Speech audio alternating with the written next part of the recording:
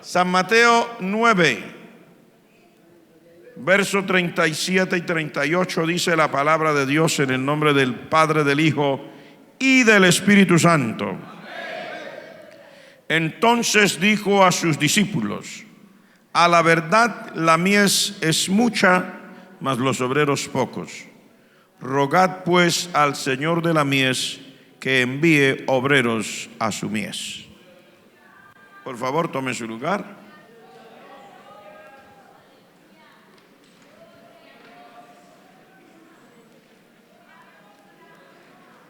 Batallando para cumplir la encomienda. El culto misionero es el próximo domingo, pero vamos a comenzar el mensaje misionero desde hoy. Batallando para cumplir la encomienda.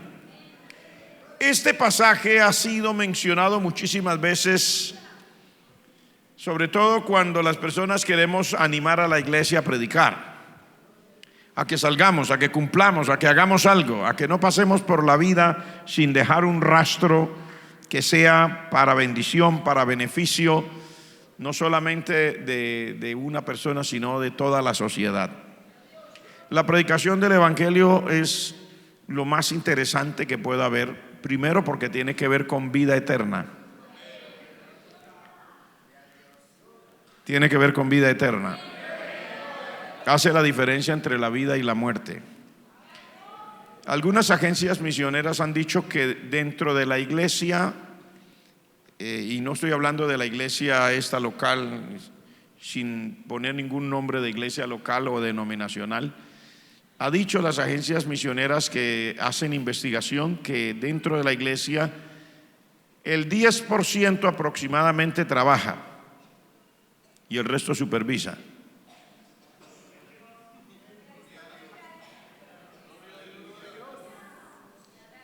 Y yo quiero pedir al Señor que nosotros estemos incluidos dentro del 10% que trabaja. Porque el que sirve, sirve, hermano. Y el que no sirve, no sirve. Y lo voy a decir a mi manera, son las formas como yo digo las cosas, pero el que no vive para servir, no sirve para vivir. Lo voy a decir de nuevo. El que no vive para servir, no sirve para vivir. En esta vida uno tiene que ser mucho más que una persona interesada en sí mismo. La generación en la que vivimos nos invita a esforzarnos por nosotros mismos y a vivir en medio de la competencia. Es un mundo competido a todo nivel. Y hay competencias deportivas, competencias científicas, competencias de belleza, competencias de todo tipo.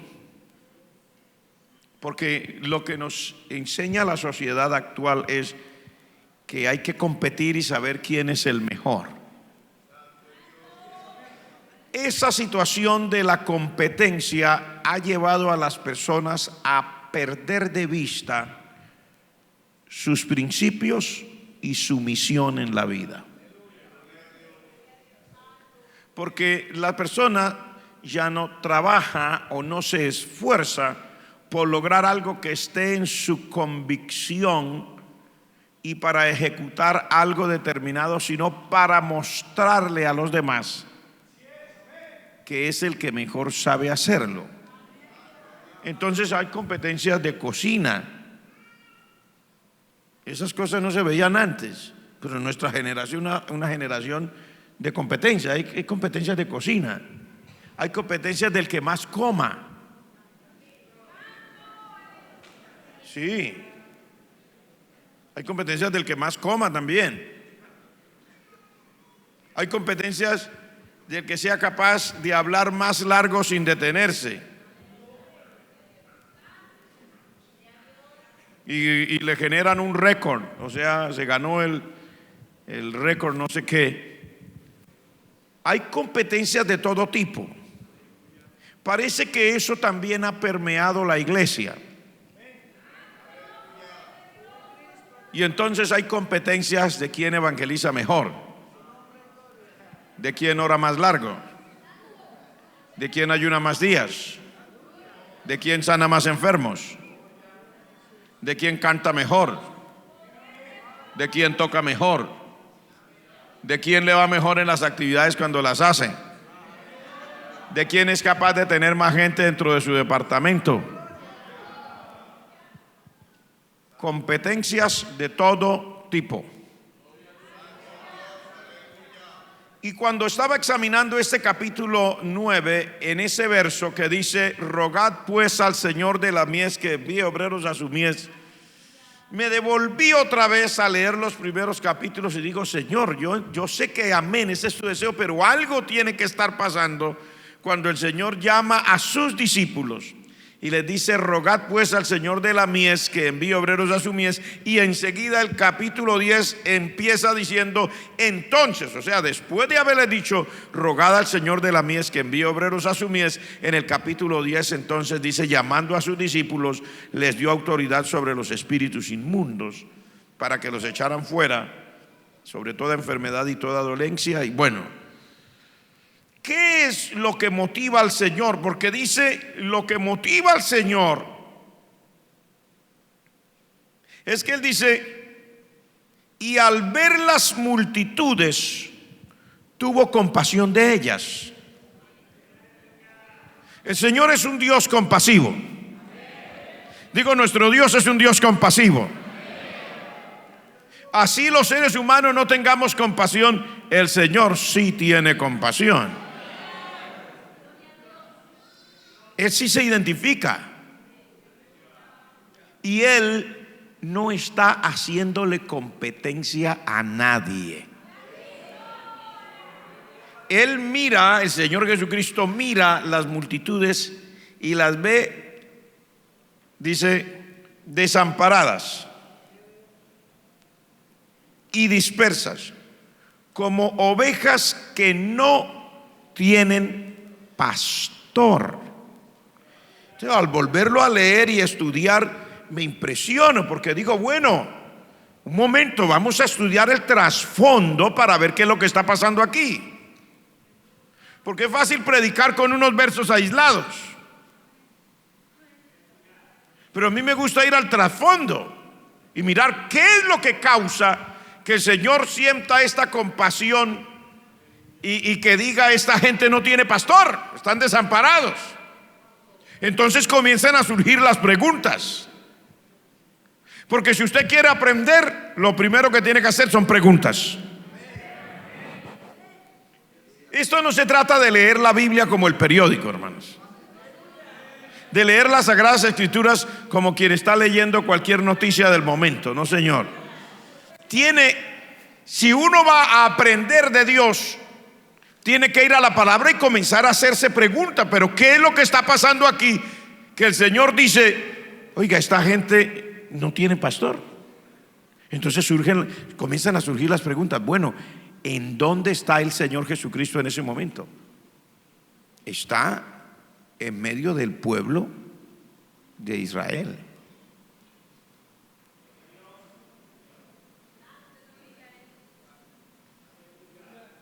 ¿El pueblo de Israel era inconverso, o sea, gentil, o un pueblo cercano a Dios? No, pues era un pueblo cercano a Dios.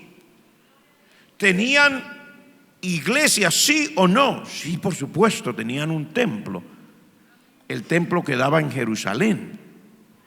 Pregunta: ¿tenían pastores? ¿Sí o no?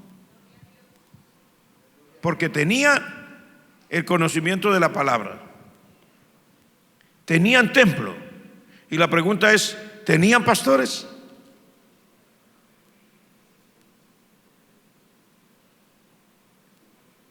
Porque es así que se aprende, hermano, haciendo preguntas. Y yo quiero que usted se responda a usted mismo: ¿tenían pastores, sí o no? Porque la Escritura dice que un día se acercó al Señor Jesucristo, San Juan capítulo 3, un hombre llamado Nicodemos, que dice la escritura era doctor de la ley. Entonces tenían no solamente pastores, eran doctores.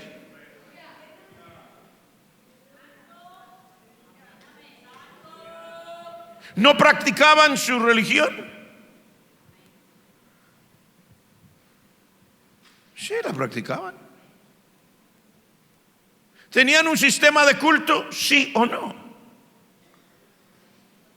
Sí lo tenían. Y eran estrictos en su sistema de cultos. ¿Cantaban alabanzas a Dios? Sí o no. Sí cantaban alabanzas al Señor. ¿Ofrendaban? Sí o no. La Biblia dice sí, ofrendaban. Y uno comienza a mirar el trasfondo y se da cuenta, pero todo el sistema está armado. Yo estoy hablando del sistema de adoración, el sistema de culto, el sistema para que esta gente sean atendidos espiritualmente. Tienen doctores, tienen templo, tienen un sistema de cultos, tienen alabanza, tienen adoración, ofrendan, diezman. O sea, es una iglesia, si lo queremos poner en una forma de actualizarlo, es una iglesia constituida. Lo tienen todo. Entonces, si lo tienen todo, entonces, ¿qué es lo que hace que el Señor, en medio de todo esto, mira, tiene compasión de ellos y dice: estos están desamparados sin pastor?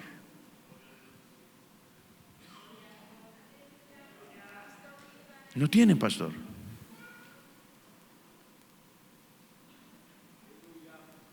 Son ovejas dispersas. ¿Dispersas qué quiere decir? No están juntos. Dispersos quiere decir no están juntos. Y no tienen pastor. Tienen un sistema, lo tienen todo, tienen doctores, tienen la Biblia, cumplen con todo, pero no tienen pastor. Yo me quedo haciendo todas esas preguntas a mí mismo y comienzo, digo: Señor, un momento, por favor, llévame otra vez a la palabra y ábreme los ojos. ¿Qué es lo que causa que mi amado Señor Jesucristo diga: esta gente no tiene pastor en medio de Israel, con doctores de la ley, con culto estipulado, con templo, con días de cultos específicos, con un estilo de adoración a Dios, con cánticos, con ofrendas, con diezmos? Todo estaba allí. Y luego mi Señor dice: no, esta gente no tiene pastor.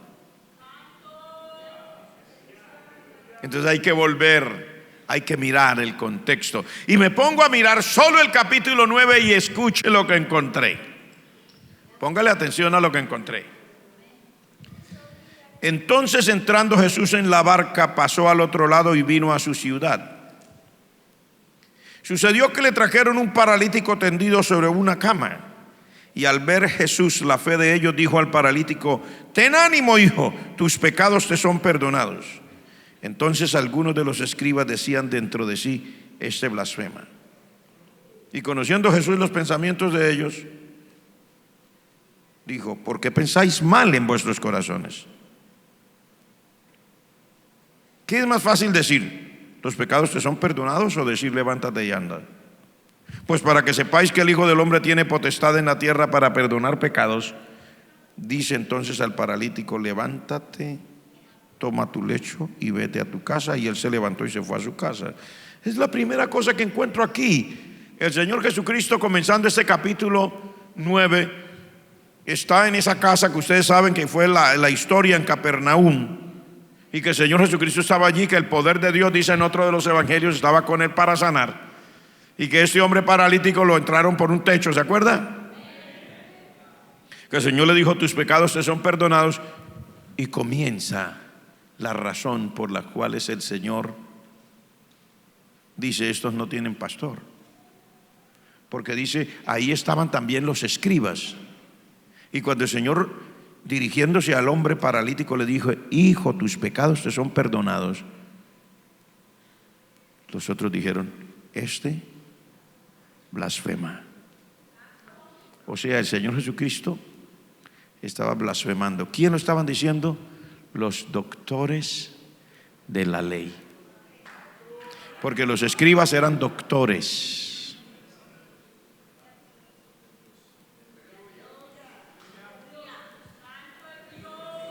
Estaban enfrascados en lo que hoy día llamamos la apologética, donde cada uno quiere mostrarle al otro por qué está equivocado. Porque yo sé más, esto no quiere decir así, sino así. Esto no es horizontal, sino vertical.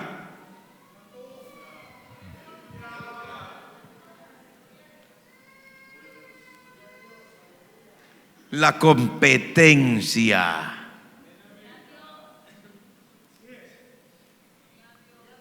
Cada vez que suceden cosas como estas, que aparece alguien, en este caso el Señor Jesucristo, en medio de un sistema que está constituido y el Señor viene con el mensaje de la salvación, los que están supuestos a ser el pastor de esa gente, de ese pueblo, de ese Israel, no están tan interesados en la gente como en que su vida no sea desplazada, que su forma no sea disminuida. Entonces, cuando ven al Señor diciendo: tus pecados te son perdonados, este blasfema. Porque ¿quién puede perdonar pecados sino solo Dios? Y el Señor le dijo: no hay problema. Mire, vamos a hacer un negocio, dice el Señor, con el hombre ahí está el paralítico, y ahí están los doctores, los que deben pastorear a esta gente y velar por el paralítico.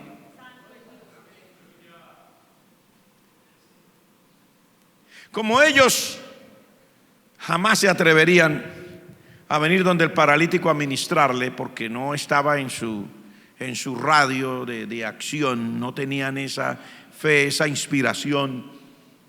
Entonces, ¿cuál es la manera más fácil de detener esto? Atacando a aquel que viene a hacer lo que el paralítico necesita. ¿Quién es? El Señor Jesucristo. ¿Qué le dicen? Está blasfemando. El Señor dijo: no se preocupen, no vamos a entrar en discusiones. Oiga eso. El Señor no se dejaba envolver. Dijo: no vamos a entrar en discusiones. ¿Qué es más fácil decir al paralítico? ¿Tus pecados te son perdonados? O decirle: levántate y anda. Para ellos era más fácil. Para ellos era más fácil decir: tus pecados te son perdonados, porque eso lo puedo refutar con palabras.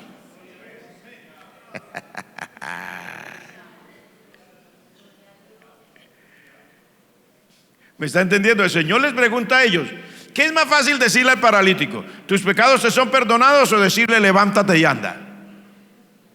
Aunque usted crea lo contrario, para ellos era más fácil que dijera: tus pecados te son perdonados, porque eso yo lo puedo refutar con palabras. Aquí dice, en Isaías, en el Salmo, en Miqueas, allá, ahí está blasfemando. Ya lo pude contrarrestar. Pero el Señor les dijo: un momento, no se preocupen, para que ustedes sepan que el Hijo del Hombre tiene potestad en la tierra para perdonar los pecados, vamos a resolverlo. Hombre, levántate, toma tu lecho y vete a tu casa.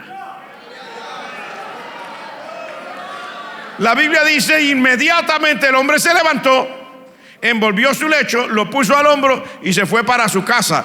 Si usted quiere leer la misma historia en el Evangelio de San Lucas, usted verá que dice: y todos maravillados decían: hoy hemos visto maravillas. Y los otros no dijeron nada. ¿Por qué no dijeron nada? Porque eso ya no lo podían refutar. Eso no se podía contradecir con palabras. Es como aquel ciego, no sé si ustedes se acuerdan del ciego, que el Señor le echó lodo en los ojos y le dijo: ve y lávate al estanque de Siloé. El hombre ciego pidió, no sé cómo llegó, si él pidió a alguien, lléveme hasta el estanque, o se sabía el camino, y como hacen las personas que no pueden ver, haciendo con su bastoncito, y llegó allá como sea, fue y se lavó, y cuando regresó viendo. Vuelve otra vez la misma historia. Dice la palabra, se lo encontraron los doctores de la ley otra vez. Le dijeron, ¿tú eres el que estaba ciego? Sí, señor. Ese hombre es pecador. Ese hombre es pecador porque él no guarda la ley.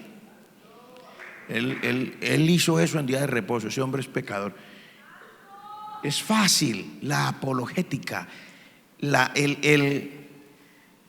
¿cómo le llaman aquello? El debatir, el demostrar que yo sé más que usted es fácil. El hombre dijo, mire, yo de eso no sé nada.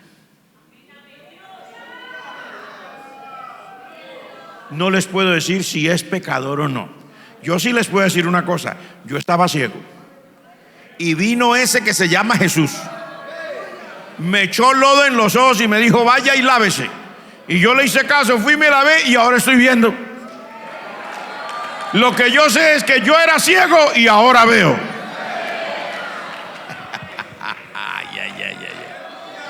Levante sus manos y dele gloria al Señor. Por esas razones que el Señor dice, esta gente no tiene pastor. Porque los pastores estaban preocupados, era por ellos,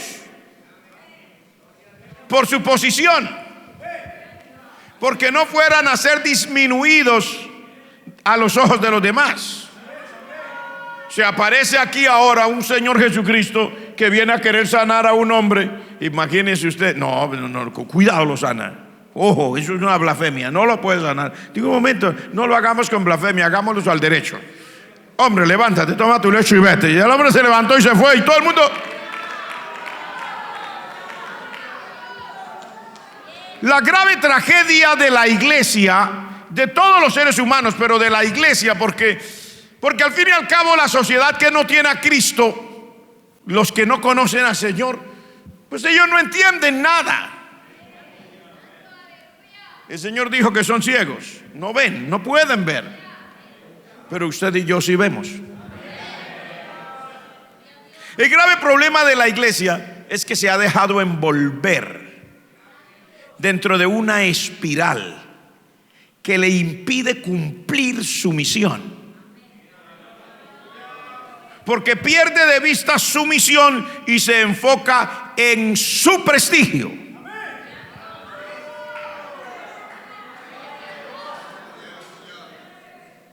Su prestigio. Lo que hay que hacer es defender el prestigio. Pero el paralítico estaba ahí. ¿Qué hacemos? Hay que defender el prestigio, pero tenemos un paralítico aquí. El Señor dijo, pues cambiemos esto, digámoslo de otra manera. Levántese y váyase, mijo, que de todas maneras yo quiero que ustedes sanen. Y el hombre se levantó y se fue. Pero ¿acaso es la única vez? ¿Acaso es la única vez? Mire lo que sigue diciendo solo el capítulo 9, mire. Pasando Jesús de allí, vio a un hombre llamado Mateo que estaba sentado al banco de los tributos públicos y le dijo, sígueme. Se levantó y le siguió. Y aconteció que estando él sentado a la mesa en la casa, he aquí que muchos publicanos y pecadores que habían venido se sentaron juntamente a la mesa con Jesús y sus discípulos.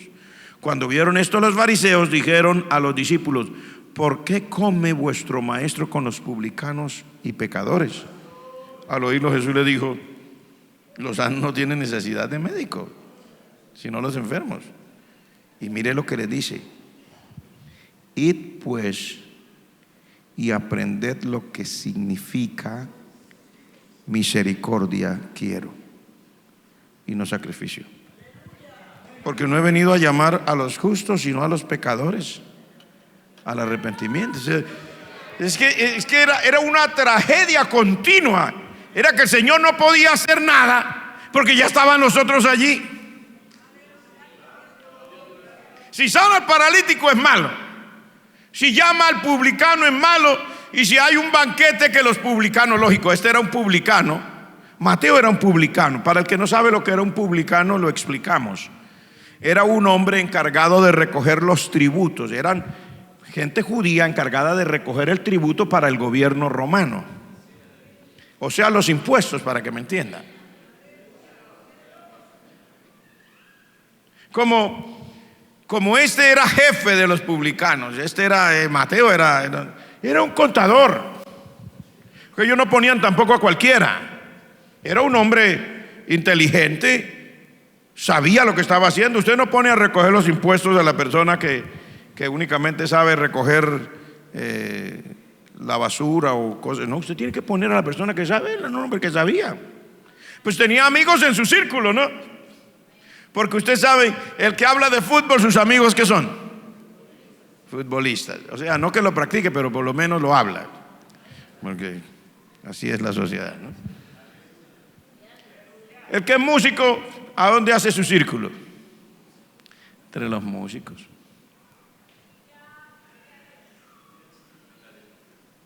Y el que le gusta comer bastante, ¿quiénes son sus amigos?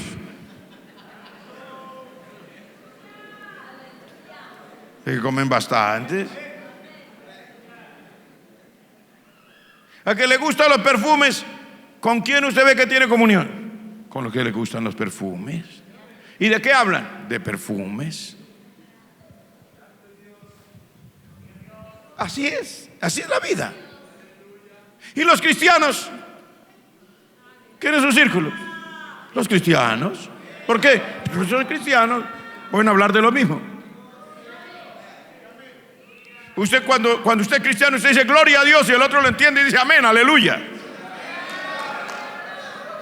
Pero usted se va a su escuela donde usted trabaja y allá no son cristianos y usted dice buenos días señor rector, gloria a Dios, aleluya. ¿Qué le dice? ¿Y usted qué le pasó hoy? No hablan el mismo idioma. ¿Sí o no? No hablan el mismo idioma. Pues él era un publicano. ¿Quién era su círculo de amigos? Muchos publicanos. O sea, dicho en otras palabras, vamos a ponerlo en términos nuestros hoy día aquí. En Colombia la agencia del gobierno que recoge los impuestos se llama la DIAN. Pues ¿quiénes era su círculo cercano? Muchos trabajadores de la DIAN. Es básicamente lo mismo. Entonces, los publicanos tenían una fama muy mala allá en esa tierra, en Israel, en los días del Señor, porque los eruditos, los estudiosos dicen que los publicanos tenían un contrato con el gobierno romano. Y el gobierno romano decía, bueno, a usted le vamos a poner aquí, nos interesa que cumpla con su cuota de impuestos, es tanto. Su salario de ahí para allá, mire a ver cómo se acomoda. Y ellos se acomodaban. Usted tenía que pagar $1.000.000 de impuestos y le decía, bueno, 1.500.000. No, que es muy caro, no, entonces lo ponemos en 2 millones. A ver cómo es más fácil. No, 1,5 millones está bien, listo ya. Y le daba su certificado de pago de impuestos, que se llama la declaración de renta. Ya pagó. ¿Usted cree que eso es nuevo? Hay gente que, hermano, nosotros vivimos hoy día pensando que la gente de antes no sabía nada, que todos eran gente obsoleta, que no tenían ningún conocimiento, que no sabían nada, que las casas de 2 pisos surgieron en el siglo pasado, que la piscina nos las inventamos nosotros, que las carreteras pavimentadas fue ahora que conocimos el petróleo, que eso de matemáticas y geometría fue a partir de Platón. Bueno, por favor, lea, estudie. El pavimento es más viejo que la panela.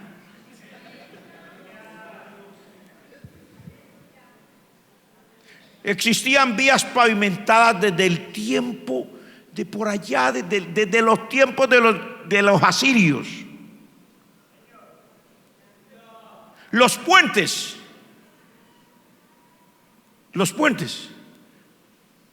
Padre Celestial, los túneles, nuestros antepasados aquí llevamos como 100 años abriendo un túnel en una partecita que le llaman La Línea. Acá llevamos 100 años, vamos para 200 ya. para que puedan pasar los carros por ahí. Nuestros antepasados que no tenían GPS ni máquinas de esas, usted va aquí a San Gil y se entra por unos túneles que la gente le da miedo entrar y sale. ¿Quién hizo estos túneles? Nuestros antepasados. Y eso que no sabían, ¿qué tal que hubieran sabido?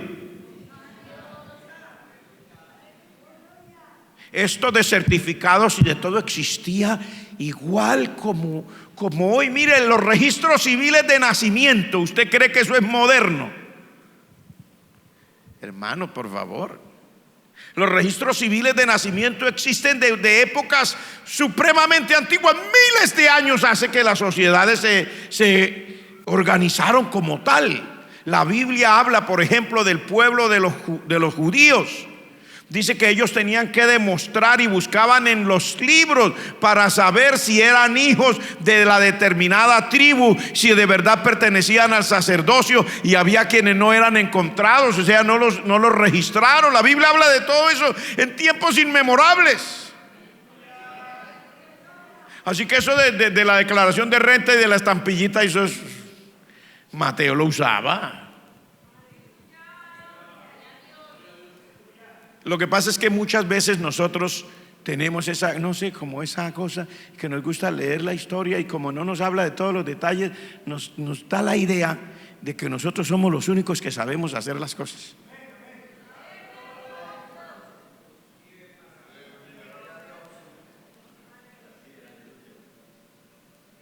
Nosotros, hermanos, Padre Celestial, tenemos que arrepentirnos. Yo creo que sí. Tenemos que arrepentirnos, porque eso es orgullo puro y neto. Creer que somos los únicos que sabemos. Es más, mire, no vayamos a la historia. Hablemos de ahora. Muchas veces nuestros hijos que nacieron ahora, en el 2000 para acá, creen que nosotros los que nacimos del 2000 para allá somos viejos y obsoletos.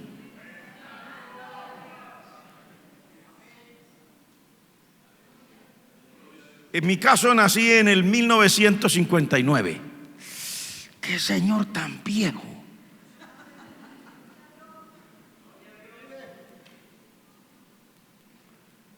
Con razón que habla así. Esa gente que no sabe nada. Creemos que las universidades las crearon aquí apenas acabaron de salir. O sea, el mundo se acabó de inventar con usted.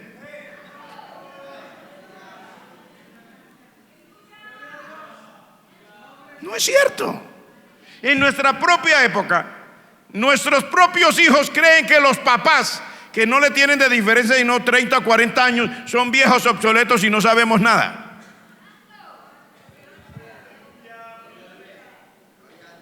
Hay una cosa que se llama orgullo en la mente del corazón humano, y no le permite ver las cosas con claridad.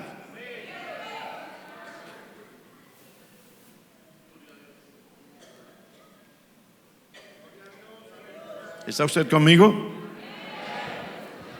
Pues le estoy diciendo todo eso para que no menosprecie a Mateo y no crea que estoy loco cuando digo que Mateo le daba su certificado, que era como la declaración de renta sellada a cada uno, porque todos tenían que probarle al gobierno que ya habían pagado, si no lo volvían a cobrar.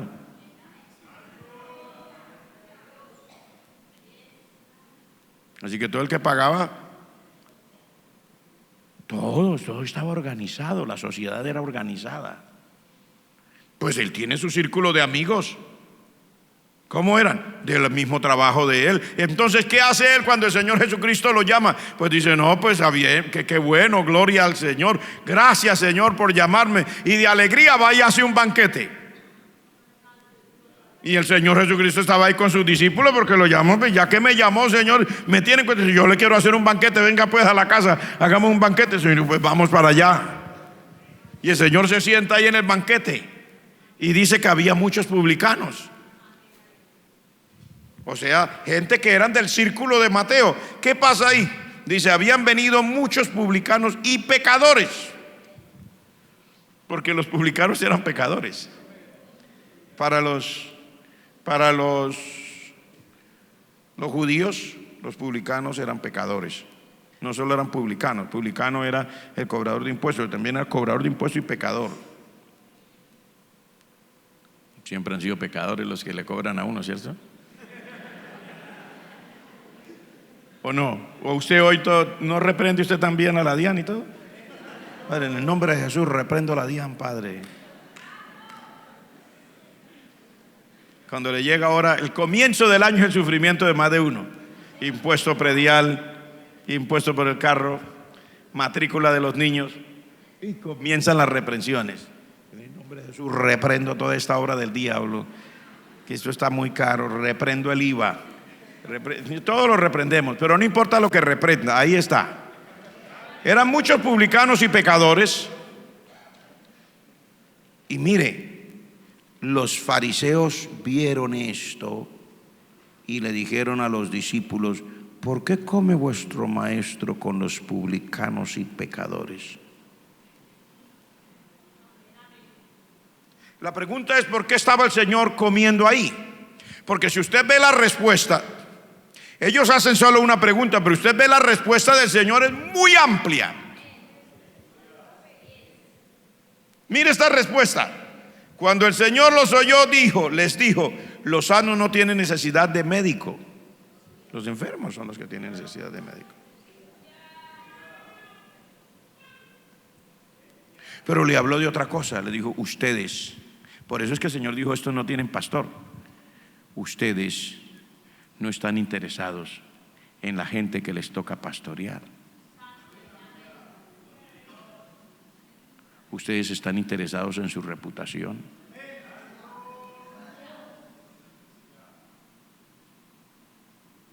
Porque a los ojos de ellos, comer con un publicano no daba,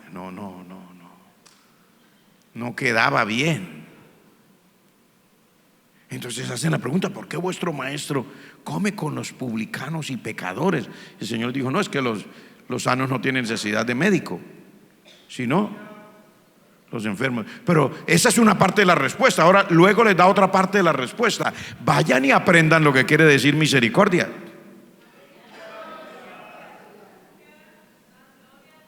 Y le cita un texto de la palabra, porque la palabra dice: misericordia quiero y no sacrificios. Vayan y aprendan lo que quiere decir misericordia, porque muchas veces a nosotros como iglesia, y estoy hablando a toda la iglesia, estoy hablándome a mí mismo, estoy hablando a todos los que estamos aquí, se nos ha olvidado lo que quiere decir misericordia. ¿De dónde nos sacó el Señor? De la basura.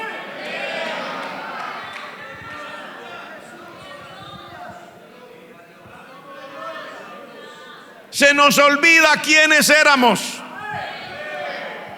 Se nos olvida de dónde salimos.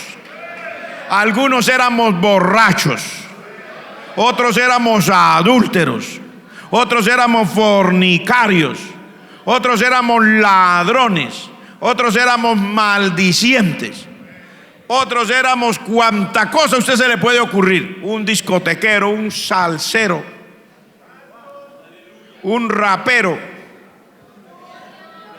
Se nos olvida. ¿Cuántos no están aquí sentados que le pegaban a la mujer? O por lo menos espero que le pegaban, que ya no le pegan, ¿no?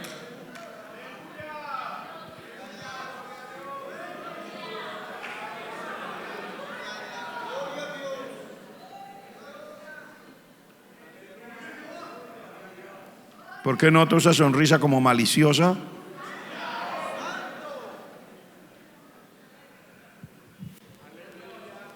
Porque si le pega todavía a la mujer,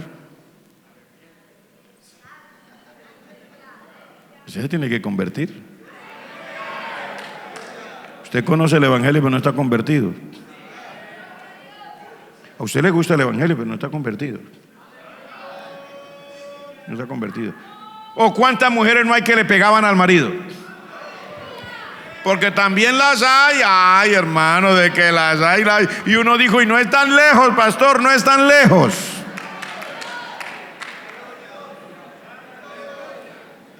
Yo conozco mujeres que vea, con 2 o 3 sábanas que tuerzan, ya cogen musculatura. Y aunque a usted le parezca que estoy haciendo un chiste, no es ningún chiste. Yo sé que hay mujeres que le dan golpes a los maridos y que hay maridos que lloran. ¡Ay, ay, ay, ay! Me dijo un día un marido: Me dijo un día un marido, me dijo: pastor, no es que yo no sea hombre, yo tengo con qué darle un golpe a esta vieja india bruja. Digo: pero pastor, yo le doy un golpe de barato a esta mujer. Y estaba enojado. Dijo: ¿sabe lo que me va a tocar hacer, pastor? Me va a tocar largarme de la casa, porque donde esta vieja siga con esto y vuelva y algún día me encuentra fuera de lugar, yo con un solo golpe la desbarato, pastor. Yo me quedé asombrado. Dijo: que no vaya yo a cometer esa locura. Entonces hay señoras que le pegan al marido, pero bueno, las que están aquí ya no. Le pegaban a los maridos. Claro, todas no se atreven a pegarle a los maridos, porque dicen por ahí que aquí en Colombia al animalito ese que le llamamos mono o mico, aquí le decimos mico a un mono, a un chimpancé pequeño que se la pasa tirándose por los árboles y todo eso. Aquí hay un dicho que dice: el mico sabe en qué palo trepa. Y esas mujeres así también saben a quién le van a dar.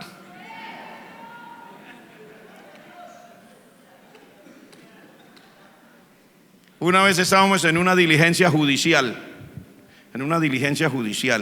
Yo estaba allí representando a la iglesia, y en esa diligencia pues ahí estaban los señores que hacen la justicia. Y yo tuve que ir porque la responsabilidad de uno lo obliga. Yo estaba ahí.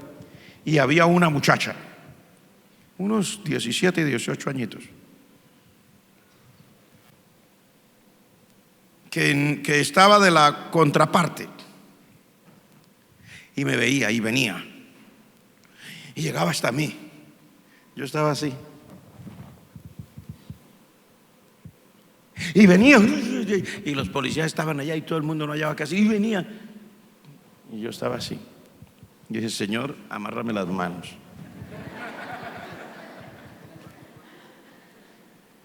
Porque yo no soy luchador de lucha libre ni nada, pero los hermanos que me han visto trabajar saben. Así con mis añitos, que ya voy a cumplir los 60, todavía hay jovencitos que necesitan comer yuca para alcanzarme. Mi cuerpecito no lo saqué alzando pesas en el gimnasio, fue alzando pesas en el trabajo. Yo le decía: Señor, tenme la mano de aquí, dame paz, cuán dulce paz. Y la muchacha venía corriendo y hacía así. Y cuando llegaba cerca, yo decía: amén, con las manos amarraditas, Señor. Me quedaba mirando, no le decía nada, solamente la miraba. Y volví a bajar las manos y se iba. Y otra vez se alborotaba todo. Y yo con manos cruzadas, y venía. Pero cuando yo la miraba, se iba otra vez. Y ¿saben a quién le pegan? ¿Saben a quién le pegan? Estas cosas que les estoy diciendo es para que ustedes sepan que nosotros éramos así. Ya no somos así porque el Señor tuvo misericordia de nosotros. Nos cambió, nos transformó. Pero ahora, luego que ya somos cambiados, transformados, santificados, lavados con la sangre del Cordero, un puestecito en el cielo, tenemos hasta apartamento allá, dijo un hermano, y estábamos cantando ahora que ya tenemos el pasaje para irnos, todo listo. Ahora se nos olvida. Y cuando hay que tener misericordia con alguien,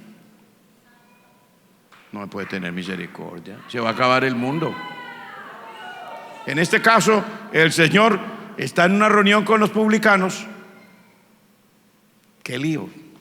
Vea, come con los publicanos y los pecadores. El Señor les dijo, la respuesta del Señor cubre 3 fases. Primero les dijo: los sanos no tienen necesidad de médico, los pecadores son los que tienen los enfermos.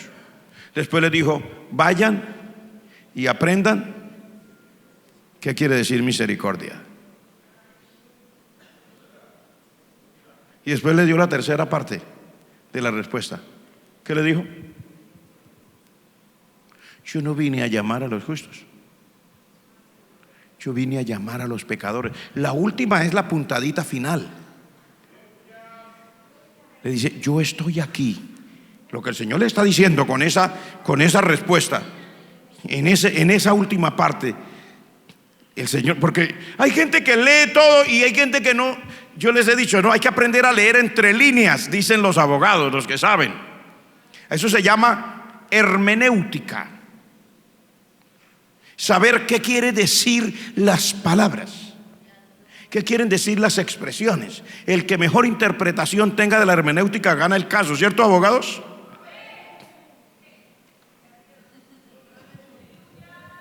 ¿Cierto, abogados? Vaya, hay otros. Hay varios. ¿Cierto que el que mejor tenga interpretación de lo que dice es el que gana el caso? El que mejor lo sepa interpretar. Y el Señor dijo, ahora yo les voy a dar a ustedes la interpretación. Yo no vine a llamar a justos, vine a llamar a los pecadores al arrepentimiento.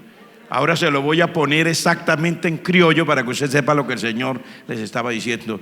Yo no estoy aquí sentado jugando un partido de basquetbol, señores. No estoy aquí sentado con estos pecadores porque no tengo oficio. Estoy aquí porque estoy llamando a esta gente a que se arrepienta. Estoy haciendo lo que ustedes no hacen. Eso es lo que el Señor realmente le está diciendo. Cuando le dice, mire que él se pone en primera persona. Yo no he venido a llamar a los justos, sino a los pecadores, al arrepentimiento. Que está diciendo, usted me dice por qué estoy aquí sentado comiendo con ellos. Ahora yo le digo por qué estoy aquí sentado. Porque yo no vine a llamar a los justos, y yo no vine a llamarlos a ustedes. Son muy buenos para recibir mi llamado. Vine a llamar a estos que necesitan perdón. Vine a llamar a estos que necesitan arrepentirse de sus pecados. ¿Les parece gran tragedia que estos se arrepientan de sus pecados? Pregunta, pongámoslo ahora en criollo, porque ellos no entendían razones espirituales. Entonces pongámoslos en la vida normal, natural. ¿Qué era más conveniente si es que usted no quiere hablar de la salvación? Pues porque no le da la cabeza, porque lo espiritual no es para usted. Entonces, ¿qué es más conveniente para la nación de Israel? Que toda esta cantidad de publicanos y pecadores sigan cobrándole 1.500.000 al de millón, o que yo les hable y esta gente se arrepienta y a lo menos le cobre lo que es justo. ¿Qué le es más conveniente? Pero por cualquier lado que usted lo mire, por donde usted lo mire, por supuesto el Señor no estaba mirando eso. El Señor estaba mirando el alma de estas personas que necesitaban su salvación, porque el Señor no vino aquí a resolver los problemas de impuestos. Eso se resuelve cuando Él vuelva a reinar. Por ahora los problemas de impuestos los resuelve usted con su contador y la agencia del gobierno que cobre los impuestos. Pero el Señor les está diciendo, pues, que por donde usted mire, el Señor les está diciendo, es que es lo que ustedes no hacen. Yo estoy aquí sentado haciendo lo que ustedes no hacen. Ustedes sencillamente han excluido a los publicanos y a los pecadores, y yo quiero incluir a los publicanos y a los pecadores. Porque lamentablemente el ser humano es así. Cuando ya está en una posición, excluye a los demás. Somos exclusivos. Y el Señor nos quiere inclusivos.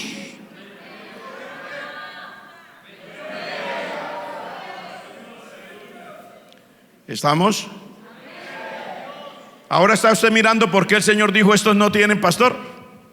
Si dijimos al comienzo, sí tenían pastores, tenían doctores, tenían templo, tenían alabanzas, ofrendaban, diezmaban, de todo, pero no tenían pastor. Pero sí los tenían. Mire aquí la razón por la cual no los tenían. Porque esta gente se le había olvidado, igual que se nos ha olvidado a la iglesia. Cuando el Señor dijo, yo quiero comer con estos pecadores, no es para que ellos siguieran pecadores, era que Él quería comer ahí con ellos, porque en ese momento les estaba hablando lo que ellos necesitaban oír del mensaje de la salvación, para que se arrepintieran. Dijo, yo le he venido a llamar al arrepentimiento. El Señor no estaba jugando ahí un partido de ajedrez, un partido de mirando fútbol, ni nada de eso. Él estaba haciendo la tarea que los otros tenían que hacer, pero no lo querían dejar tampoco. Porque como decimos nosotros aquí en Colombia, cuando las personas están en el campo y ellos cortan leña para poner en el fogón, entonces se cortan troncos grandes y usamos una herramienta que le llamamos hacha. Y con esa herramienta usted, si ya sabe, parte la leña y la raja, o sea, un tronco grande lo va dividiendo en pequeños troncos o pedazos de tronco, de tal manera que puedan entrar en el fuego y prender bien el fogón. A eso le llamamos nosotros en Colombia rajar la leña. Y explico esto porque esto lo ven mucho en diferentes países del mundo. Entonces a ese ejercicio le llamamos rajar la leña. Pues aquí tenemos un proverbio que dice: ni raja ni presta el hacha. O sea, no abre la leña, no es capaz de hacer las astillas de leña, pero tampoco quiere que nadie las haga.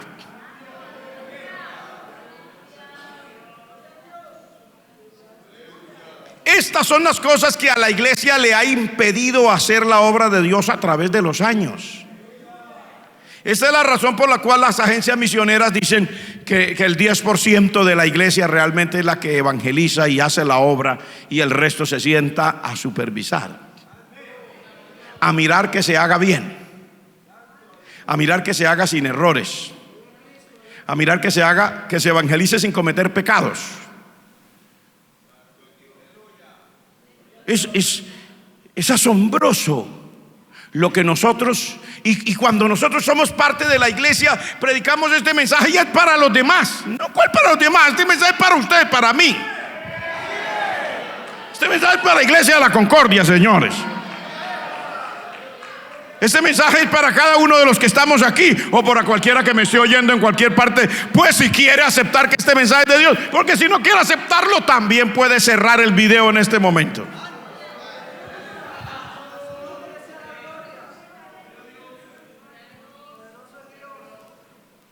Pero este mensaje es para nosotros. El Señor le da la respuesta en 3 partes a esta gente. La primera parte es: los sanos no tienen necesidad de médicos, son los enfermos. La segunda parte es: ustedes tienen que ir a aprender lo que es misericordia. Ustedes no saben de eso. A ustedes se les olvidó quiénes eran. Y tercero, yo no estoy aquí jugando, yo estoy aquí llamando a estos al arrepentimiento. Estoy sentado en esta casa, en este banquete, no por llenarme la panza, sino porque yo quiero que esta gente se arrepienta de sus pecados. Es que, hermano, cuando uno lee aquí y no lo pone como a la forma en que nosotros hablamos, el mensaje se nos va sin que nos toque. Se puede predicar ese mensaje sin que uno le haga ni cosquillas. Pero cuando ya usted lo examina, este mensaje se convierte en y le saca a uno sangre, ¿cierto? Ay, le arde, ay, hay que salir corriendo. Mertiolate, alcohol, ¿cómo se llama esa otra cosa que usan ahora? Isodine, dioxógeno, ay, cualquier cosa. Hay que echarse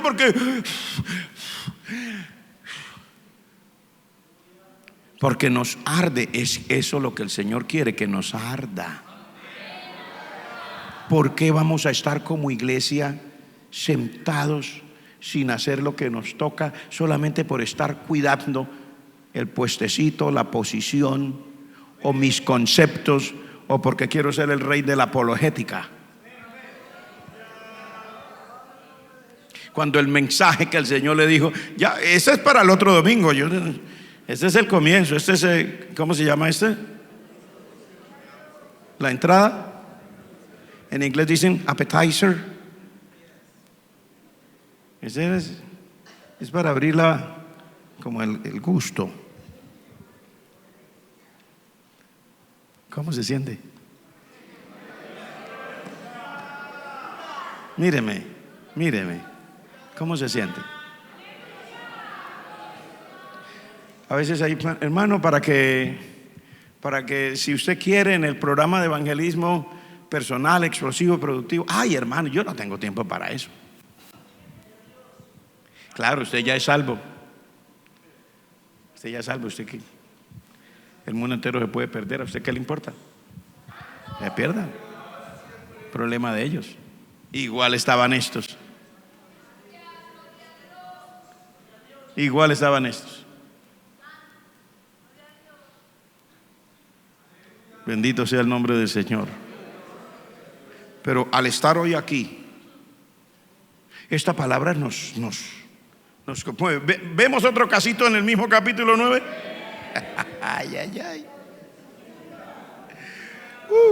Santo. Verso 14.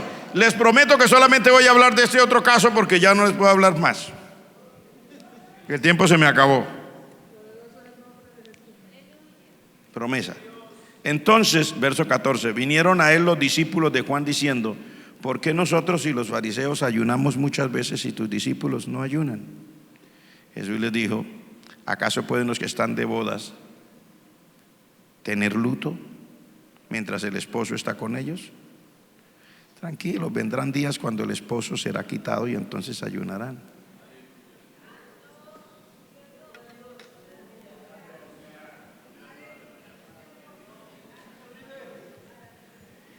El Señor está ocupado con los discípulos predicando y ellos están preocupados porque ellos no ayunan. Pero ¿cómo van a predicar tanto y no han ayunado?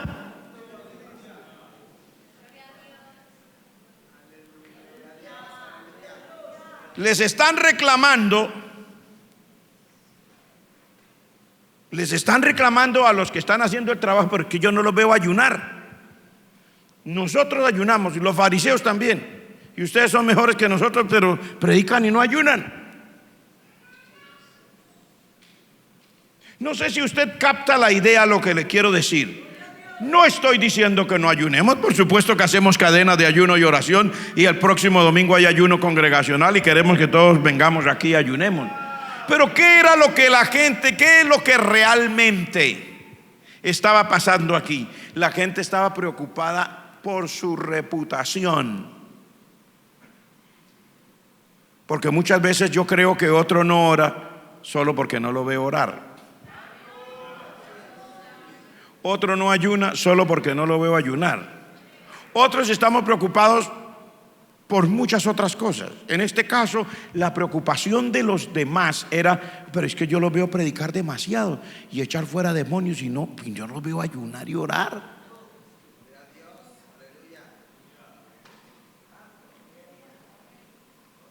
Es que tiene que ayunar como nosotros. O sea, yo tengo que orar a la hora que usted ora porque si no, no oro. Yo tengo que ayunar el día que usted ayuna porque si no, no ayuno. Yo tengo que hacer como hacían ellos, que ese día no se peinaban. Y la Biblia dice: tenían una carita larga. El Señor lo dijo. Tenían la cara larga ese día. Y no se echaban, parece que mucho perfumito ni desodorantico ese día. Porque estaban ayunando, y está bien. La Biblia dice que algunos de ellos dormían en cilicio y ceniza. Era una costumbre de los judíos. Y nadie está diciendo que sea malo, ¿no? Pero ¿a qué es lo que yo me refiero? Mientras estos están haciendo la obra de Dios, los otros están auscultándole su vida espiritual a ver si es pecador o no. Es lo que está pasando. Mientras estos están ocupados haciendo la obra y llevándole el mensaje a estos, y el mismo Señor Jesucristo, los demás están auscultándole, investigando a ver si es pecador, investigando a ver si es espiritual, a saber si realmente tiene el nivel que yo creo que necesita para hacer lo que está haciendo. Lo que está haciendo es muy grande y yo no le veo el nivel.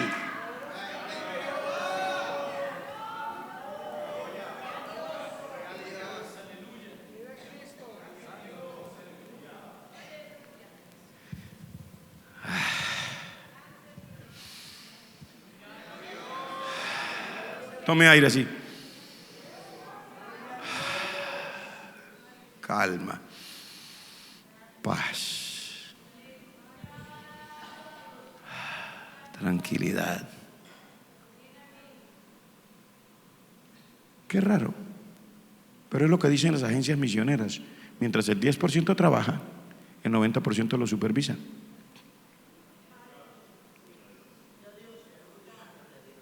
Estamos hablando del trabajo, de la obra del Señor. O sea, mientras está el Señor Jesucristo con sus discípulos preocupados haciendo lo que necesitaban hacer para que los pecadores vinieran al arrepentimiento, para que los enfermos se sanaran, para que las personas pudieran tener acceso a las cosas de Dios, los otros estaban mirando si eran espirituales o no, porque lo que están haciendo es muy grande y yo no los veo ayunar, no los veo orar. Están auscultando para saber si son pecadores, porque es que comen con los pecadores. Es que imagínense, ¿qué más van a? Si están comiendo con los pecadores, debe ser que son pecadores.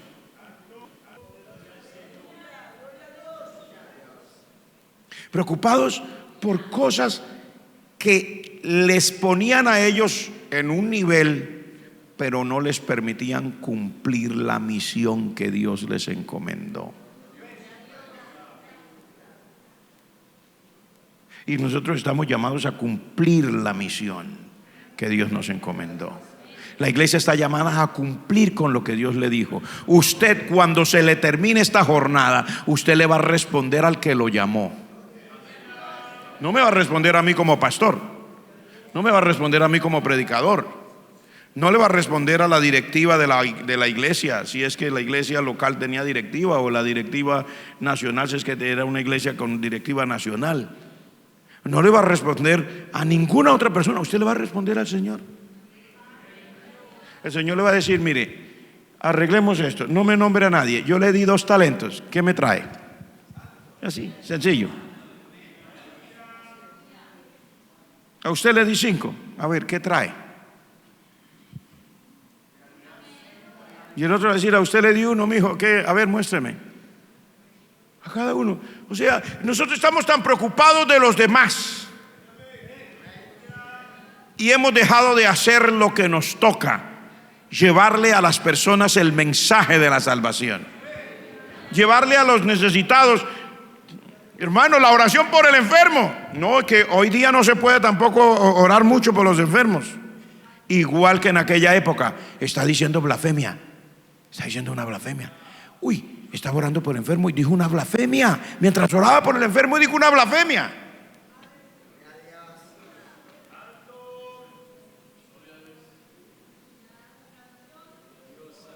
No sé si usted entiende lo que le quiero decir, pero en vez de orar por los enfermos, está preocupado por los que estén orando por ellos, para que no diga blasfemia en medio de la oración.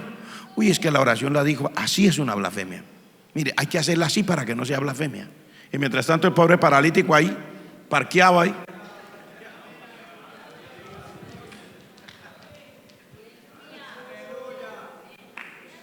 Razón tiene el Señor, y ya con esto cierro, porque les prometí. Con esto cierro. Entonces razón tiene el Señor cuando dice: a la verdad la mies es mucha, los obreros son pocos. Ruéguenle al Señor de la mies que envíe obreros a su mies, porque esta gente está desamparada, no tiene pastor. O sea, dicho en otras palabras, no tiene quien se preocupe por el bienestar genuino y real de ellos.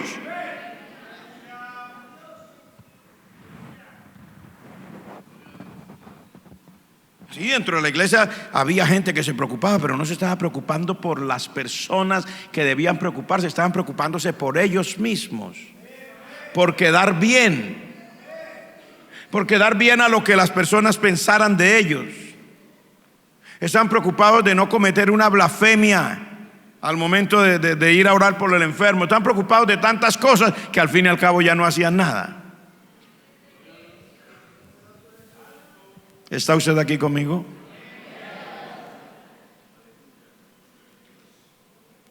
¿Cómo fue que pusimos el título?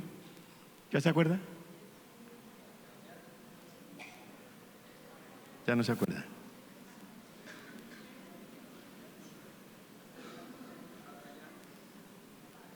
¿Batallando para qué?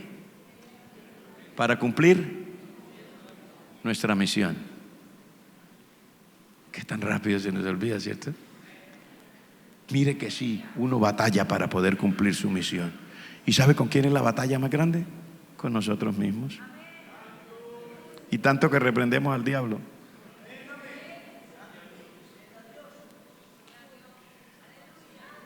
Si usted sale de aquí hoy dispuesto a hacer algo mejor, dispuesto a ganarse este año, aunque sea una o dos personas, a través de programitas de evangelismo que hemos estipulado, o saliendo al lado de su casa, donde el vecino, lo que sea, sí, aunque sea uno o dos, que usted diga este año, y yo lo quiero ver bautizado como el año pasado, a final de año, en junio, en julio habrá nuevos bautismos, en diciembre otros, y prontamente vamos a iniciar la clase para el bautismo otra vez. Pero si usted es capaz de sentir esto, de entregar su vida para alcanzar a otro, el Señor tenga misericordia, nos ayude, y yo cumplí. Si esta predicación lo hace salir a usted de aquí herido, botando sangre y ardiéndole como que si le hubieran echado sal ahí encima de la herida, pero hace algo, me siento bien. Ahora, si usted sigue dormido ahí en su bienestar, dormido en sus logros, saber quién es el mejor y todo eso, me siento mal, no hice nada.